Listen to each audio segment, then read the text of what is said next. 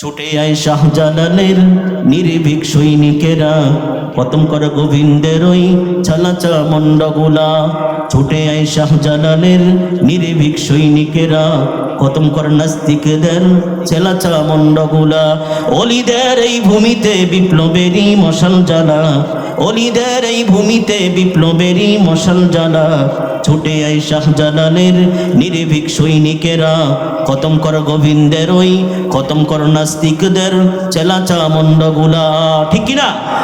শাহজালালের স্বপ্ন ছিল আল কোরআনে জ্বলবে আলো। ঠিক কিনা? শাহজালালের স্বপ্ন ছিল আল কোরআনে জ্বলবে আলো। শাহজালালের স্বপ্ন ছিল আল কোরআনে জ্বলবে আলো। সেই আলো ছড়িয়ে দিতে বিপ্লবেরই মশাল জ্বালা। ছুটে আয় শাহজালালের নির্ভীক সৈনিকেরা, খতম কর গোবিন্দের ওই নাস্তিকদের ওই ছালাচা মন্ডগুলা। ঠিক কিনা? শাহজালালের পাক ভূমিতে আসে যারা ভাগ বসাতে, শাহজালালের পাক ভূমিতে আসে যারা ভাগ বসাতে, ইহুদিদের দালালোরা, নাস্তিকদের দালালোরা, চোরদের দালালোরা, ওদের পিছে রুখে দাঁড়া। ছুটে আয় শাহজালালের নির্ভীক সৈনিকেরা, খতম করে গোবিন্দের ওই চেলাচা মন্ডগুলা।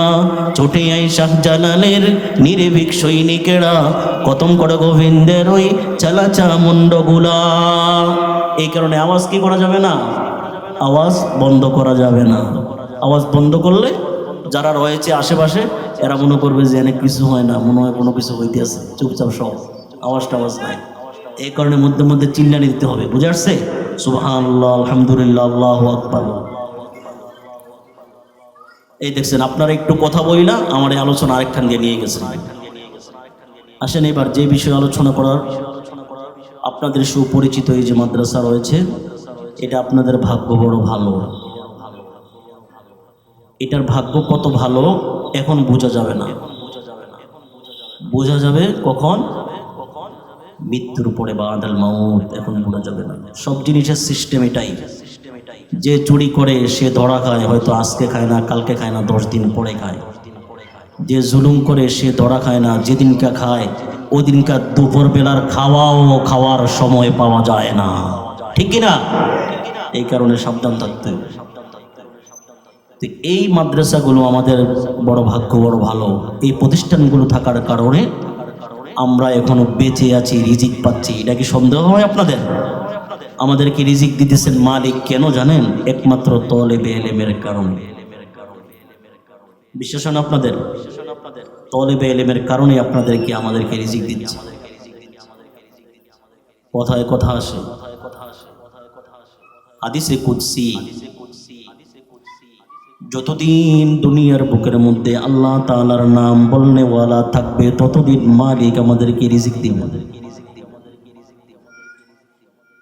যেই দিন আমাদের দুনিয়ার বুকের মধ্যে আল্লাহ বলবে এমন কোন মানুষ থাকবে না, ওই দিন মালিক দুনিয়াটাকে ধ্বংস করে ফেলবেন। আমার দুনিয়ার বুকের মধ্যে থাকবে আর আমাকে ডাকবে না, এই দুনিয়া আমার দরকার নাই, এই দুনিয়াকে শেষ করে দাও। এই দুনিয়ার মধ্যে আমরা থাকার মূল কারণ হইল তলেবে ইলম, আলেম, উলামায়ে কেরাম। কিন্তু আলেম এদের মর্যাদা আমরা বুঝি না, না বুঝার কারণে আমরা আলেমদের পিছনে লেগে যাই। কারণ যদি আলেমদের মর্যাদা বুঝতাম তাহলে মাথার উপরে রাখতাম, কখনো মাথার নিচনে নামতে দিতাম না। কিন্তু আলেমের মর্যাদা আমরা আজকে বুঝি না, তলেবে ইলমের আজকে আমরা মর্যাদা বুঝি না। যদি আমরা বুঝতাম, সাহাবায়ে কেরাম রহমাতুল্লিল আলামিনের কথা বুঝেছেন, রহমাতুল্লিল আলামিনের অনুসরণে তো পড়েছেন, রহমাতুল্লিল আলামিনের প্রত্যেকটা কথাকে মান্য করেছেন, কখনো না করেন নাই। রহমাতুল্লিল আলামিনের প্রতিটা কথা এত গুরুত্বপূর্ণভাবে মেনেছেন, জীবনটাও শেষ করে দিয়েছেন। রহমাতুল্লিল আলামিন বলেছেন সাহাবায়ে কেরাম এটা করো, তো আমাকে এটা করতেই হবে। সাহাবায়ে কেরাম রহমাতুল্লিল আলামিনের কথা মানার জন্য সব সময় ছিলেন প্রস্তুত। কারণ সাহাবায়ে কেরাম জানতেন যদি পরকালে শান্তিতে থাকতে হয়, সুখে থাকতে হয়, তাহলে রহমাতুল্লিল আলামিনের অনুকরণ ছাড়া আর কোনো পথ নাই। যদি রহমাতুল্লিল আলামিনের অনুসরণ করতে পারি তাহলে আমি জান্নাত পেতে পারবো, আর যদি রহমাতুল্লিল আলামিনের অনুসরণ আমি ছেড়ে দেই, আমি জান্নাত কখনো পেতে পারবো না। যদি জান্নাত পেতে চাও, সাহাবায়ে কেরামের মতো ঈমান আনয়ন করো। আমিনু কামা আমানান নাস। সাহাবায়ে কেরাম যেভাবে ঈমান এনেছেন, ওইভাবে আমাদেরকে ঈমান আনতে বলা হয়েছে। রহমাতুল্লিল আলামিন কোনো কথা বলতে দেরি সাহাবায়ে কেরাম পালন করতে কখনো দেরি করেন নাই। এই রহমাতুল্লিল আলামিনের উত্তরসূরি কিন্তু আমি এই মাদ্রাসা, ঠিক কিনা? একটু আওয়াজ দিয়েন। এই রহমাতুল্লিল আলামিন সাহাবায়ে কেরামকে এমনভাবে সোনালী যুগে প্রতিষ্ঠিত করে গিয়েছিলেন। এই সাহাবায়ে কেরামের কারণে আজকে পুরা পৃথিবীর মধ্যে ইসলাম সুপ্রচারিত হয়েছে। এই রহমাতুল্লিল আলামিনের উত্তরসূরি কিন্তু আমরা। আল উলামা ওয়ারাসাতুল আম্বিয়া। এই উলামায়ে কেরাম নবীগণের ওয়ারিস। এই উলামায়ে কেরাম যতদিন দুনিয়ার বুকের মধ্যে থাকবো, আপনিও খাইতে পারবেন, আমিও খাইতে পারবো। আপনিও চলতে পারবেন, আমিও এই দুনিয়ার বুকের মধ্যে চলতে পারবো। আপনি যতদিন এই দুনিয়ার বুকে থাকবেন, মনে করবেন উলামায়ে কেরামের কারণে আপনি দুনিয়ার বুকের মধ্যে রয়েছেন। দুনিয়ার বুকের মধ্যে আমরা অনেকে জানি যখন দুনিয়ার বুকের মধ্যে বড়দের সম্মান করা হয়, ছোটদের তাজিম করা হয়, স্নেহ করা হয়, তখন এই রহমাতুল্লিল আলামিন বলেছেন, সে হইল আমি আল্লাহর হাবিবের প্রিয় বান্দা। সাহাবায়ে কেরাম এত অনুসরণ রহমাতুল্লিল আলামিনের করেছেন। কেমন অনুসরণ করেছেন?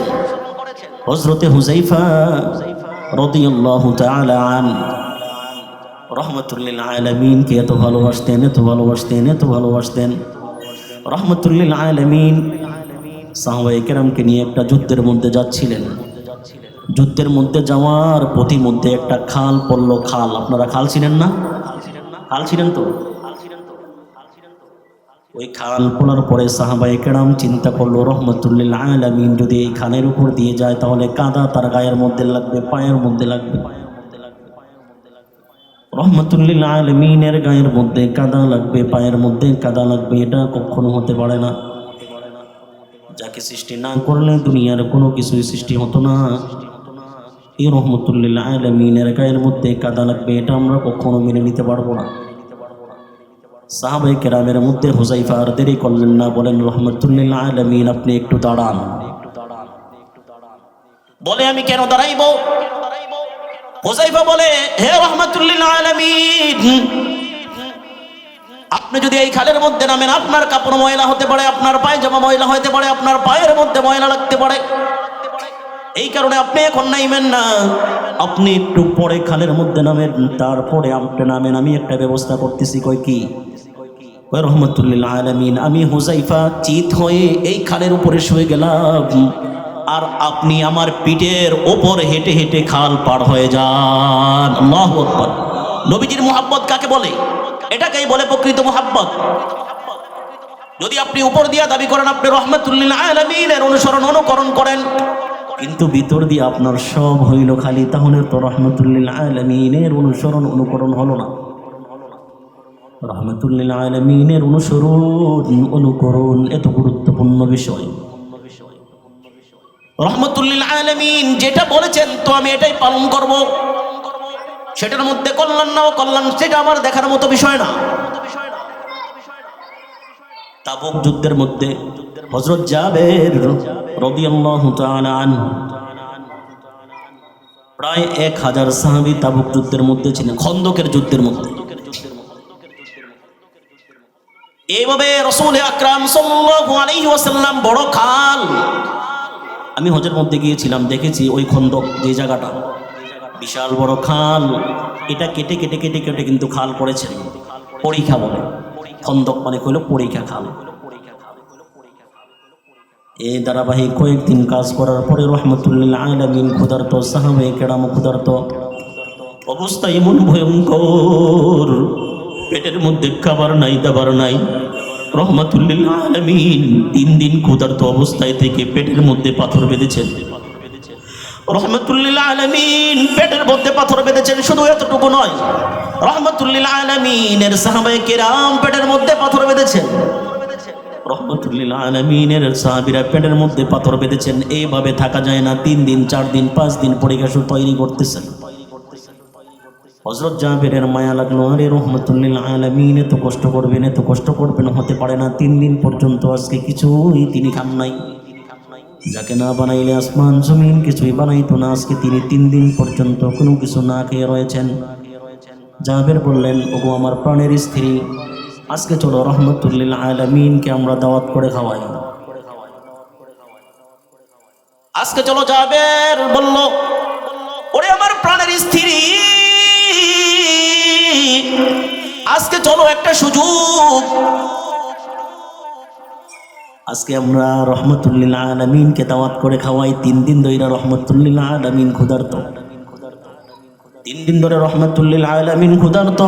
এই ক্ষুধার কারণে পেটের ভিতরে পাথর বেঁধেছেন। এই পেটের ভিতরে পাথর কারার কারণে রহমতুল্লিল আলামিনের চলাফেরাও কষ্ট হয়ে গিয়েছিল। এই ক্ষুধার্ত অবস্থায় পরীক্ষা তৈরি করতেছেন, এই ক্ষুধার্ত অবস্থায় যুদ্ধের কাজ করতেছেন, সাহাবায়ে কেরামের সাথে মিলেমিশে কাজ করতেছেন।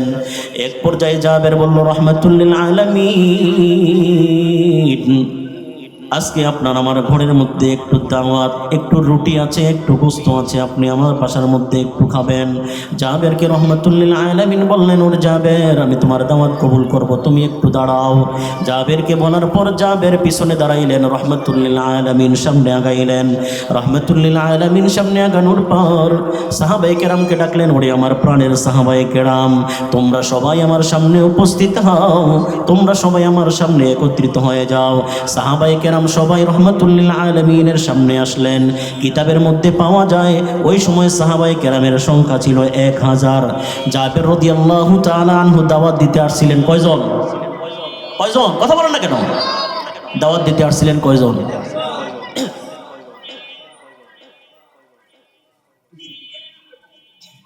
দাওয়াত দিতে আসছিলেন কয়জন? একজন। রহমতুল্লিল আলামিনের কথা মানাটা ওয়াজিব।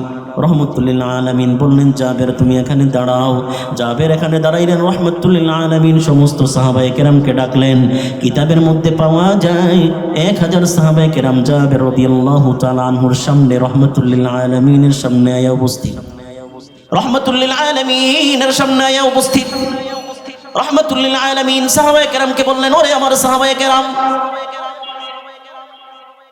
আজকে তোমাদের 1000 সাহাবায়ে কেরামের দাওয়াত এই জাবের সাহেবের ঘরের ভিতরে। আল্লাহু আকবার বলেন, আল্লাহু আকবার।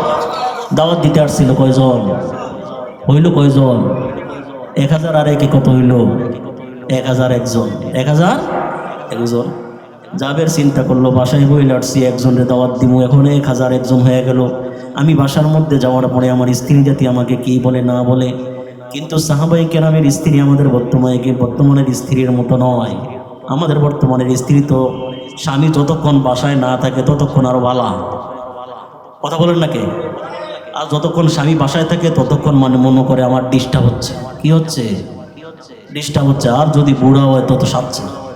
বুড়া হইলে কি হয়েছে? কথা বলেন নাকি? বুড়া হইলে কি হয়েছে? আল্লাহ সারাইছে। অন্তর সব দোষ আইয়া পড়ে বুড়াকেও পড়ে। বেচারার বয়স হয়ে গেছে 70 বছর। মেয়ে ছেলে সবাই মিল্লা কইতেছে, বাবা আপনি ঘরে কি দরকার, আপনি বুড়ো হয়ে গেছেন, ডোয়ানো যায় বয়ে বয়ে কথা কইতে পারেন না মানুষের সাথে। বুড়ায় চিন্তা করে, আয় হায় রে, মেয়ে ছেলেরাও আমারে ভাগাই দিতে আসছে। বুড়ায় চলে গেল দোকানের মধ্যে। দোকানের মধ্যে যাওয়ার পরে কিছু যুবক পোলাবেন কইতেছে, চাচা, ইয়া দাদা, আপনি এমন কি করেন? আপনি কি জায়গা নেই আর কোনো? মসজিদও জায়গা নেই, আপনি মসজিদও যেতে পারেন না। বেটায় চিন্তা করে, হায় হায়, বাসার থেকে ভাগাই দিছে, বাগে এখন আনছে কই? চায়ের দোয়ানটা বাগে আনছে কই? মসজিদে বেড়ায় এবাদত বন্দেগি টন্দেগি কইরা রাত্রে 8টার সময় গেছে ভাই, বাসায় গেছে। আর কই কি আপনি আয় বসছেন, নামাজে তো তাড়াতাড়ি শেষ হয়ে গেল, তো বেড়ায় আবার চিন্তা করলো, আমি তো ইসলাম সম্পর্কে কিছু জানি না। চিন্তা করলাম, দাফট তো একটা লইতে হইব। শরম না স্ত্রীর কাছে যদি জবাব দিতে না পারে? দাফট লইছে কি? নামাজ পড়তে কতক্ষণ লাগে তুমি কি জানো না? নামাজ পড়তে কতক্ষণ লাগে? কয় কে সূরা কেরাত পড়তে দেরি হয় না? কয় সূরা কেরাত এমন এটি আইটাইটাও পড়া যায়। কথা বুঝেন না? আমার ভাষা আপনারা বুঝেন? কয় সূরা কেরাত হাইটাইটাও বলে পড়া যায়। অবস্থা বুঝছেন নি?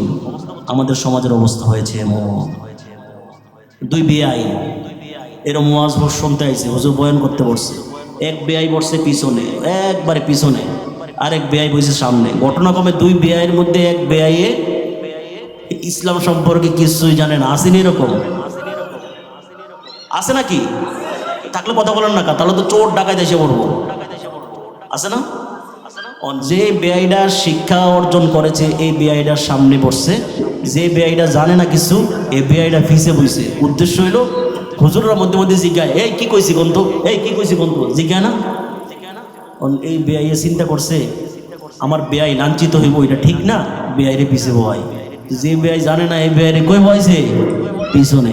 হুজুর এনতে কয় আপনারা সবাই শিক্ষিত সমাজ। হুজুর বলতেছে আর কি, মনে করেন আমি বলতেছে আপনারা সবাই শিক্ষিত সমাজ, আমি আপনাদের ব্যাপারে ভালো ধারণা করি, আপনারা অনেক শিক্ষিত মানুষ। তো আচ্ছা বলেন তো আপনাদের মধ্যে কে পারবেন গোসলের ফরজ কয়টা? কথা বুঝবেন। আমি কিন্তু আপনাদের দোয়ায় যতক্ষণে বয়ান করি হয়তো হাসির কথা বলি, কিন্তু বাস্তবতা কিছু ঢুকিয়ে দিই। এখন যখন কইছে গোসলের ফরজ কয়টা, এই আপনাদের মতো সবাই বসে রয়েছে, কেউ কোনো উত্তর দেয় না। যখন দেখছে যে কেউ উত্তর দেয় না, তো হুজুর বলতেছে ও বুঝছি আপনারা শরম পাচ্ছেন না, তো ঠিক আছে আমি বলি আপনারা বলেন। এ ভাই আপনি দাঁড়ান তো। কারে বলতেছে? বুঝেছেন আপনারা কারে বলতেছে? বেআই রে ভাই আপনি দাঁড়ান তো, গোসলের ফরজ কয়টা কোন তো? চিন্তা করছি ইন্নালিল্লাহ, আমি তো জানি না গোসলের ফরজ কয়টা। এখন তো আমি ধরা, এখন আমি ধরা না যদি না কই। এই বেআই চিন্তা করছে যদি আমার বেআই লাঞ্ছিত হয় বাসায় গেলে ইজ্জত থাকতো না। তো বেআই চিন্তা কইরা ফিসের দিকে তাকায় এরম করে। কথা বুঝছেন কিছু? কি এটা? আরে কথা বলো না, এটা কি? 3 আঙ্গুল, তার মানে গোসলের ফরজ কয়টা? কথা বললেন 3টা। বেআইয়ের ফুজি হয়েছে নি? আরে বেআই এখন একটা পুঁজি পাইল তো। বেআই চিল্লাই কয় হুজুর আপনারা মনে করছেন আপনারাই সব পারেন, আমরা পারি না। না, আমরাও কিন্তু সব জানি। কয় কোন গোসলের ফরজ কয়টা? কয় যে গোসলের ফরজ 3টা। মাশাআল্লাহ সাব্বাস। আপনারা মনে করছেন আপনারাই পারেন, আমরা কিছু পারি না। না, আচ্ছা আপনাদের কাছে এখন প্রশ্ন, এই যে বেআই চিল্লাইতেছে নিজের ফুজিতে না আরেকজনের ফুজিতে? কথা বলেন না কেন?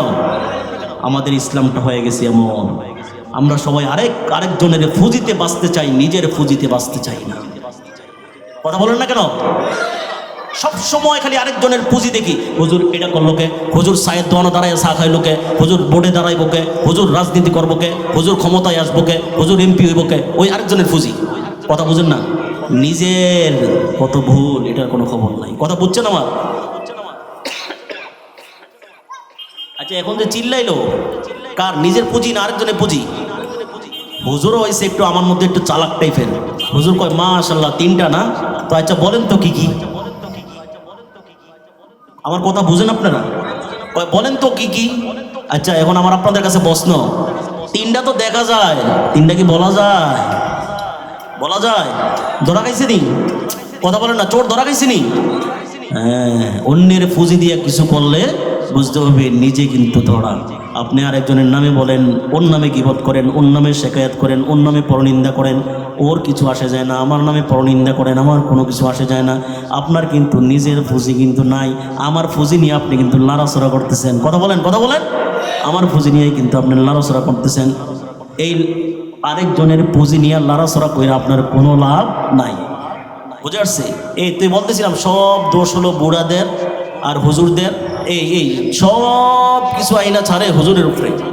হুজুরে আসরের পরে গেছে চা দোকানের মধ্যে চা খাইতে, মাগরিবের সময় বাকি 10-12 জন ছেলে দোকানের মধ্যে চা খাইতেছে, হুজুরও যে চা খাইতে বসছে। ঘটনাক্রমে মাগরিবের আজান হয়ে গেছে। যখন মাগরিবের আজান হয়েছে, যুবক কয়জন? 10-12 জন।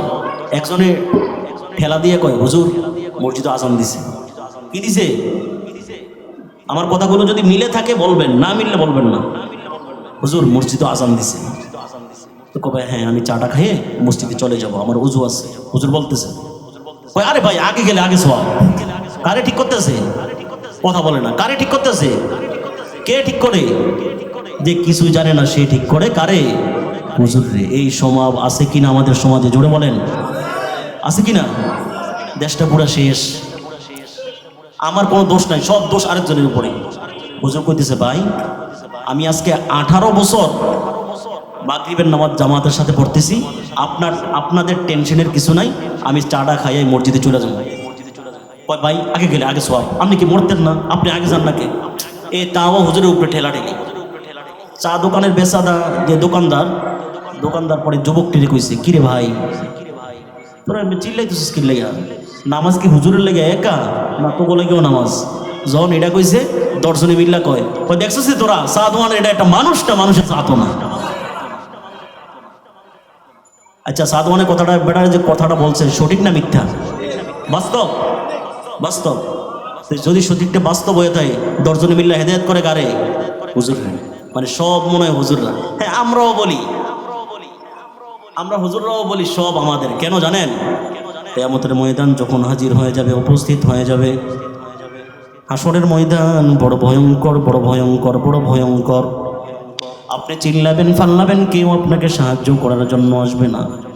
এমন ভয়ঙ্কর জায়গা, এমন ভয়ঙ্কর জায়গা, যে জায়গার মধ্যে আপনি চিল্লাবেন কান্নাকাটি করবেন, কেউ আপনাকে সাহায্য করার জন্য কখনো আপনার কাছে আসবে না। ওই সময় মালিক একটা চান্স দিবেন উলামায়ে কিরামকে। মালিক বলবেন এই হাসরের ময়দান এখন বড় ভয়ঙ্কর, এত ভয়ঙ্কর, এত ভয়ঙ্কর। মুসা পয়গম্বর নিজের নিয়ে চিন্তা করবেন, ঈসা পয়গম্বর নিজের নিয়ে চিন্তা করবেন, আদম পয়গম্বর নিজের নিয়ে চিন্তা করবেন। প্রত্যেক পয়গম্বর নিজেদেরকে নিয়ে চিন্তা করবেন। হায় হায় আমার কি হবে? ঈসা হয়ে চিন্তা, মুসা হয়ে চিন্তা, আদম হয়ে চিন্তা, ইব্রাহিমের হয়ে চিন্তা। হায় হায় আমার অবস্থা কি হবে? এই ভয়ানক অবস্থা আমার কেমবে কি করব? সবাই চিল্লা পাল্লা করবে। মালিক জাহান্নামীদেরকে জাহান্নামে দিয়ে দিবেন, জান্নাতীদেরকে জাহান্নামে দিয়ে দিবেন। জান্নাতীদের মধ্যে 1 নম্বর দল হবে আলেম উলামায়ে কেরাম। আর জাহান্নামীদেরকে যখন জাহান্নামে দিবেন, জাহান্নামে দেওয়ার পরে তাদেরকে শাস্তি শুরু করে দিবেন। তাদেরকে এমন ভয়ঙ্কর শাস্তি, যে শাস্তি তারা কখনো চিন্তাও করে নাই। তখন বলবে হায় হায় হুজুর বলছিল উলামায়ে কেরাম, তখন চিল্লাবে।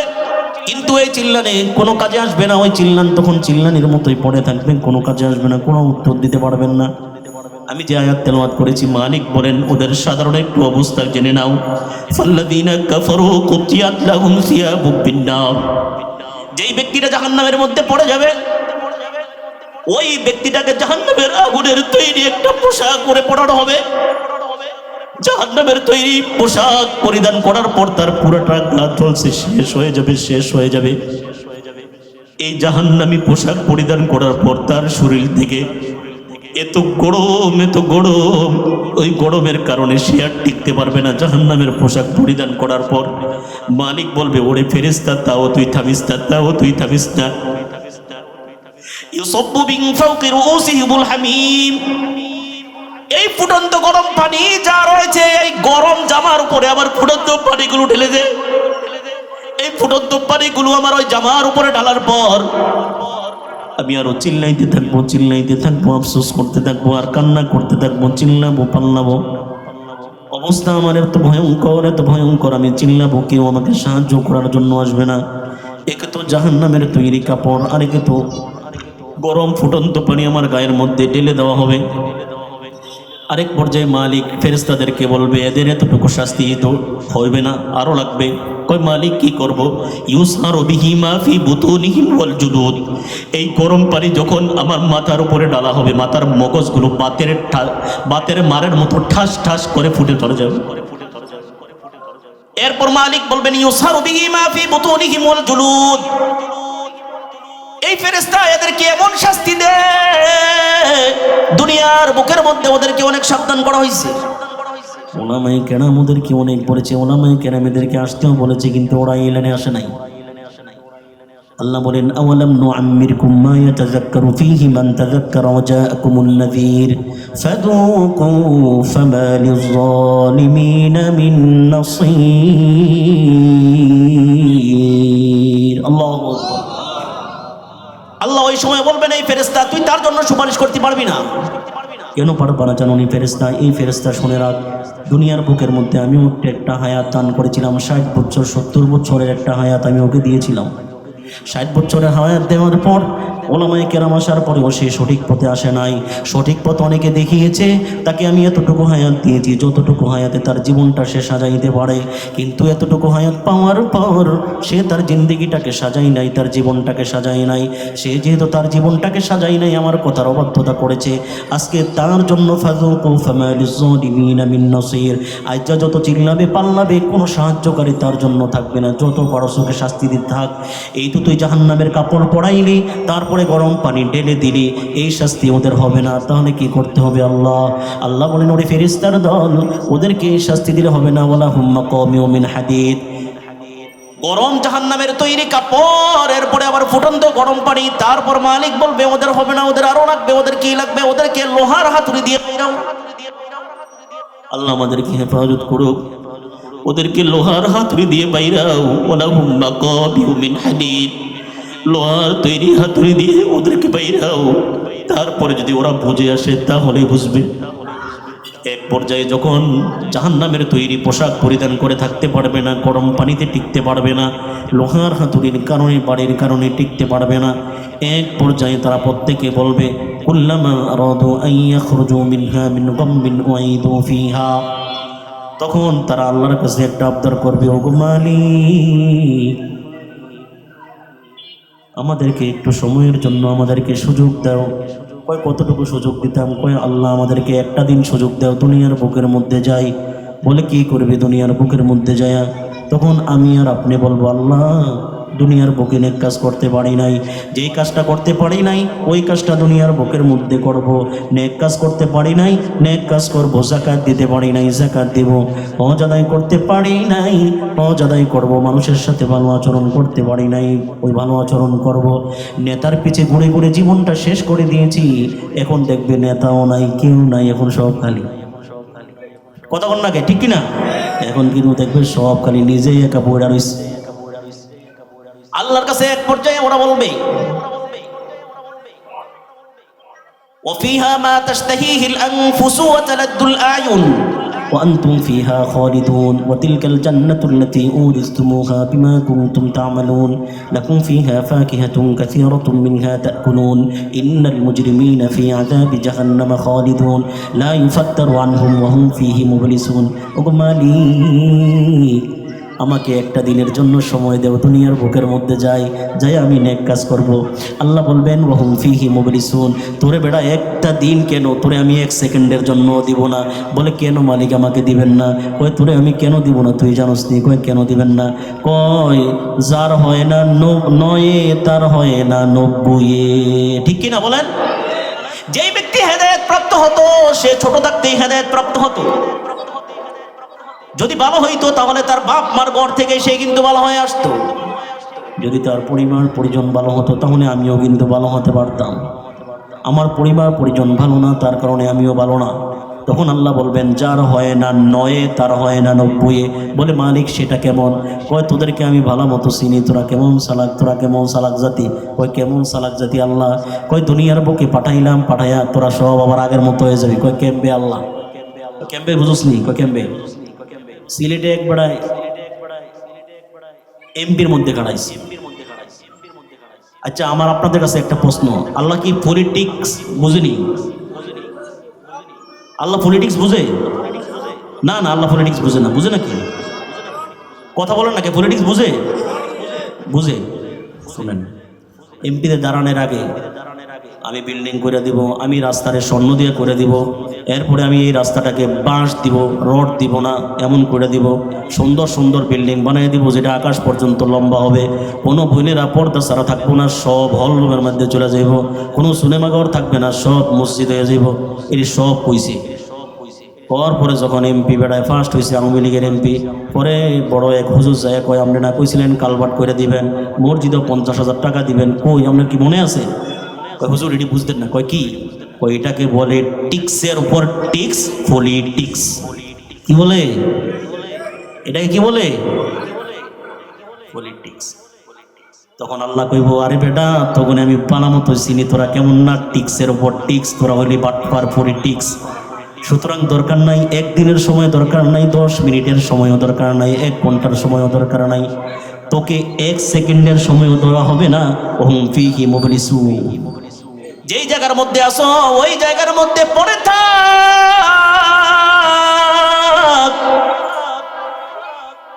ফাত্তাখাযতুমুহুম সিখরিয়ান হাত্তা আনসাউকুম যিকরি ওয়া কুনতুম মিনহুম তাদহাকুন। ওলামায়ে কেরামকে দেখে হাসছিলা, ওলামায়ে কেরামকে দেখে হাসছিলা, আরে ও নামাজ পড়ে কি পাইছে? আমি বেটা নামাজ না পড়া, রোজা না রাখা, হজ না কইরা, জাকাত আদায় না দিয়ে আমি 5 তলা 6 তলা 10 তলা বিল্ডিং এর মালিক, 5 তলা 10 তলা বিল্ডিং এর মালিক। হুজুর কি পাইছে? হুজুর কি পাইছে? কিন্তু বুঝতে পারবে এখন না, কখন? মরার পরে বুঝবে হুজুর কি পাইছে। বলতেছিলাম ওই কথা থেকে এখানে আসছিল। এবার ওলামায়ে কেরাম জান্নাতে যাওয়ার জন্য রেডি হয়ে যাবে। ওলামায়ে কেরাম জান্নাতে যাওয়ার জন্য যখন প্রস্তুতি নিতে থাকবে, ওলামায়ে কেরাম জান্নাতে যাওয়ার জন্য হাঁটা শুরু করবে, তখন হঠাৎ করে পিছন দিক দিয়ে আপনাদের এরকম সাধারণ মানুষের জন্য মতো কয়েকজন মানুষ ওই ওলামায়ে কেরামকে ডাকবে, ওই যে মাদ্রাসাতুল হুযায়ফার প্রিন্সিপাল সাহেব, আপনি একটু দাঁড়ান। ওই ওলামায়ে কেরাম জান্নাতে যাওয়া বিরতি দিয়ে একটু দাঁড়ায় যাবে। ওলামায়ে কেরাম যখন হুজুরের কাছে যাবে, হুজুর বলবে কি ব্যাপার, কেন এভাবে দৌড়ে আসছো? কই হুজুর আপনি আমারে চিনেননি? কই না তো চিনলাম না। কই আপনি স্মরণ কইরা দেখেন, মাদ্রাসাতুল হুযায়ফার আপনি প্রতিষ্ঠাতা, একদিন আমি আপনারে মহব্বত কইরা একটা চা খাওয়াইছিলাম, আপনার মহব্বত কইরা একটা চা খাওয়াইছিলাম, আপনার মাদ্রাসার মধ্যে কিছু অনুদান দিয়েছিলাম, আপনার মাদ্রাসার দেখভাল করেছিলাম। আজকে তো আমি দড়া খাইয়া লাইছি, আমি এখন জাহান্নামের মধ্যে আটকা পড়ে গেছি, আমি তো জাহান্নামের পথের নাকড়ি। তখন এখন আমি কি করতে পারি বলো? তখন ওই ব্যক্তি, জাহান্নামী ব্যক্তি আলেমকে বলবে আপনাদের তো অনেক সুপার পাওয়ার। আলেমদের কি পাওয়ার থাকবে ওদিনকা? কথা বলেন, কি পাওয়ার? আপনাদের এখন সুপার পাওয়ার। এই সুপার পাওয়ার দিয়ে দেখেন আমাদেরকে জাহান্নাম থেকে বাঁচানো যায় কিনা। তখন জাহান্নামী ব্যক্তি যখন এই কথা বলবে, আলেম ওই জায়গার মধ্যে দাঁড়ায় যাবে, দাঁড়াইয়া বলবে আরে আমি তো জান্নাতে যাবো, একটু পরে যাই দেখি আমার ভাইটার কোনো কিছু করতে পারে কিনা।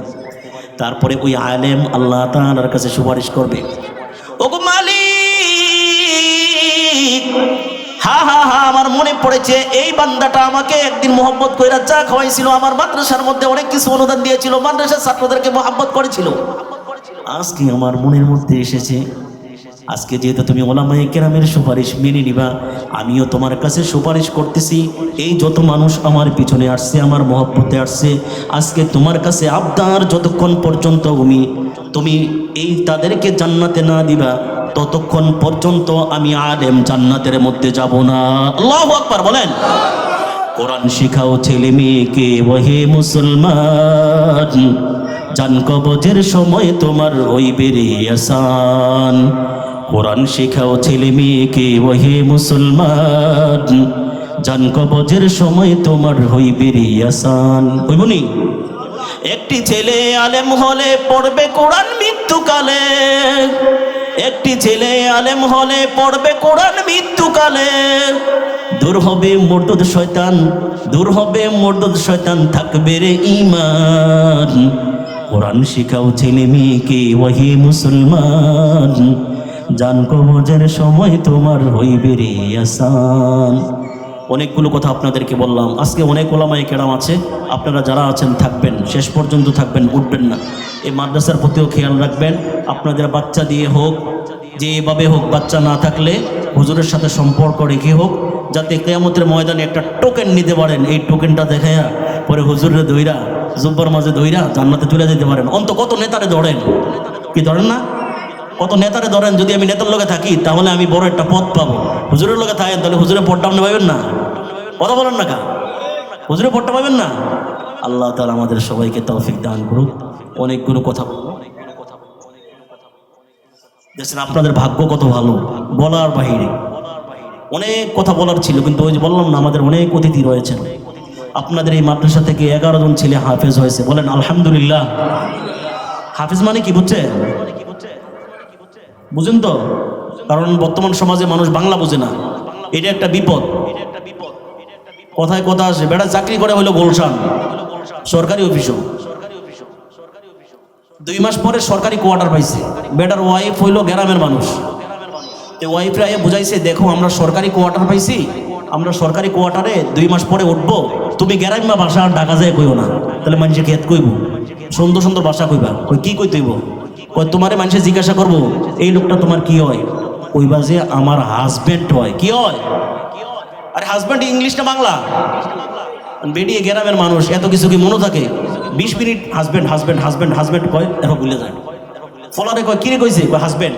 সারাদিন যাবে ভুলে যায়। ঘটনাক্রমে ঢাকা আসছে, ঢাকা আসার পরে বাসায় উঠছে, উঠার পরে পাশের রুমের মধ্যে জামাই বসে রয়েছে, এই রুমের মধ্যে বেরিয়ে পড়ছে। বড় বড় অফিসার রাইয়া দেখা করছে, দেখা করার পরে কয় ম্যাডাম কেমন আছেন? কয় ভালো আছি। কয় ওই যে ওই রুমে বসে রয়েছে, এটা আপনার কি লাগে? কয় এটা আমার হাফ প্যান্ট লাগে। কি শিখাইছিল? আরে শিখাইছিল কি? হাজব্যান্ড। কইছে কি?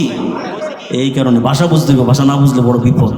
হাফেজ মানে হইল আলহামদুলিল্লাহ শরীফ মুখস্থ পড়ে এমন না, পুরা 30 পারা কোরআনের হাফেজ। আল্লাহু আকবার বলেন, আল্লাহু আকবার। এই মাদ্রাসা থেকে গত বছর 9 জন না হুজুর? গত বছর আলহামদুলিল্লাহ 9 জন। আপনাদের ভাগ্যটা কি বলার বাইরে, বলেন। এর আগের বছর 7 জন, আগামী বছরও 9 জন। আর আমি এই মাদ্রাসার সাথে সম্পৃক্ত অনেক দিন। হুজুর আমার ওস্তাদ, অনেক মহব্বতের মানুষ। যদি আপনারা নায়িকা থাকেন তাহলে আমিও আপনাদেরকে কথা দিতে পারবো, কোনো ভয়ের চিন্তা নাই। আপনি মাদ্রাসার সাথে সম্পৃক্ত থাকেন, যদি জান্নাতে যাওয়ার সময় আটকায় যান, আল্লাহকে সাক্ষী রেখে বলছি আমি যদি জান্নাতে যেতে পারি ইনশাআল্লাহ আপনাদেরকে নিয়ে যাবো ইনশাআল্লাহ। বলেন আল্লাহ কবুল করেন, আমিন। ওয়া আখিরু দাওয়ানা আলহামদুলিল্লাহি রাব্বিল আলামিন। ঢাকা মাহফিল, সুস্থ সমাজ গড়ার বিপ্লবী চেতনায়।